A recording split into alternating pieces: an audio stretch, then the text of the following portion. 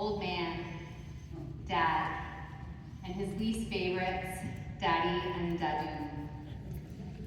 Our dad, Harvey John Bishop, born May 30th, 1938 in Chatham, Ontario, raised by his mother Marie alongside his two siblings, Sue and Deb.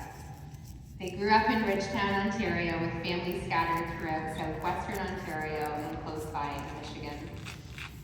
Much time was spent reminiscing about Dad's childhood, going through pictures, listening to stories he shared about family members past, all the clubs and activities he was a part of growing up, and of course his schooling and young adult life experiences. I could go on about his love for family ancestry, small town history, and of course his enjoyment of visiting old cemeteries and showing his girls where our family roots rest. But I didn't know him then. I met my dad the day after his 45th birthday, May 31st, 83. What a way to celebrate living by bringing new life into this world. And so starts the theme to my share today, gratitude. The Cambridge Dictionary defines gratitude as a strong feeling of appreciation to someone or something for what the person has done to help you. This simply defines how I feel about the 41 years I got to spend with my dad. I didn't realize it at the time, but looking back, the first theme of gratitude would be the intentionality that my dad, and of course my mom, had in planning my arrival into this world. The commitment my dad had to having a third child and what it entailed to do so warms my heart fully. How seriously he took that task from the very beginning, and unbeknownst to me in my childhood teenage years, how actively he tried to support and connect with his wild child. I never realized it at the time, seeing now the interest and continuous attempts at connecting with me, trying to find common ground with his youngest daughter. I am eternally grateful that even though I was unclear on his intentions at the time, discovering now that he was fully invested, I just wasn't able to see it.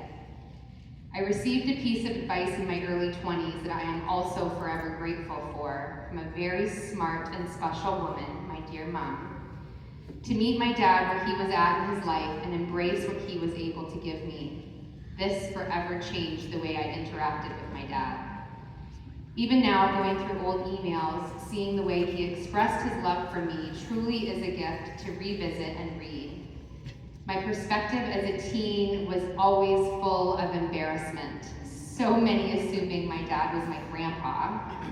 The extremely slow speed that he would drive around the neighborhood past the school. Even how seriously he took repping basketball games at my school. But now looking back at pictures of my dad and when I was a kiddo, I can see how much I adored him and looked up to him. Those moments frozen in time in the form of a photograph, bring so much comfort and awareness of the stability he brought to my life, and for that, I am thankful. My dad was never one to share any kind of emotion. He always seemed so matter-of-fact and at peace with the way life unfolded. Perhaps it was fear of his own life drawing nearer to the end. Perhaps it was losing his second wife, both transitioning before him. Whatever it was, the gratitude I had and still hold for his sensitivity is immense. In the last 5 months of his life, we experienced some deeply trying times full of frustration and adaptation to his new normal. In turn, these moments gifted me with the ability to reconnect with old childhood wounds, holding space for that little Linzi and all her big feels, as well as continuing to hold deep space for my dad and what he was undergoing. I truly didn't expect Dad to recover as well as he did after his last day in the hospital Christmas of last year, but he did, and he continued to pull through and surprise everyone around him. He was even standing towards the end of March. His jokes returned, his quick wit causing a laugh from at least one person in the room. His strength and determination were admirable throughout all the roadblocks his last chapter had for him. He continued to put on a brave face and show up for me and of course himself. I truly do believe that the power of love can hold so much weight when faced with numerous setbacks. Having the desire to continue to show up daily for my dad is a gift not only for him, but for myself also. Him allowing me to love him so deeply strengthened my own capacity to walk with him throughout his final chapter. So much back and forth during those 5 months. Decline, then rally. The paramedics got a kick out of him. The nurses in the ER found him amusing. Most of the staff at Glendale always cared for him so dearly, while usually sharing a laugh or a few. Christy, a support Dad had less than a year, but who connected with Dad on such a personal level, even brought him outside one last time, less than 1 week before we said goodbye, which he talked about repeatedly.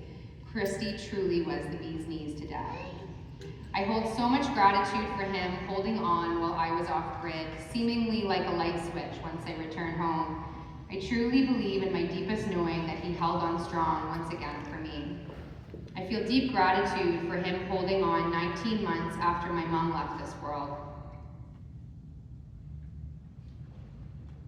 to allow me time to heal and to find strength to walk him through his final moments. Even in his last 24 hours, he found humor, appreciation, and lighthearted moments throughout his discomfort. We truly had no idea that he would leave us so quickly. His body was tired, but his soul was ready.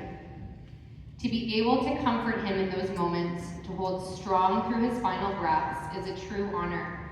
I will forever hold it close to my heart. Gratitude, as I observe him through the lens of those who knew him before having me, he seemed like he was the life of the party. Wine, I'm sure, was involved. Hearing stories of how much fun he was at basketball events, trips around the world to countless wineries, even finding humor in his nudist days, of course, sporting a colorful teeny-weeny Speedo thong when I was around. Humiliating when I was younger, but also now that I'm older, it holds such amusement. My dad could go anywhere and strike up a conversation with anyone, it seemed. I even received a couple clients over the years from his advertising. I'm sure if you received a business card of mine, it probably meant Dad thought your hair could use a little love. Little did I realize that Dad was quite opinionated when it came to hair. Therefore, I was actually quite shocked when he expressed interest in coloring his own. You are never too old to color your hair. Dad celebrated his 83rd birthday by adding some purple highlights.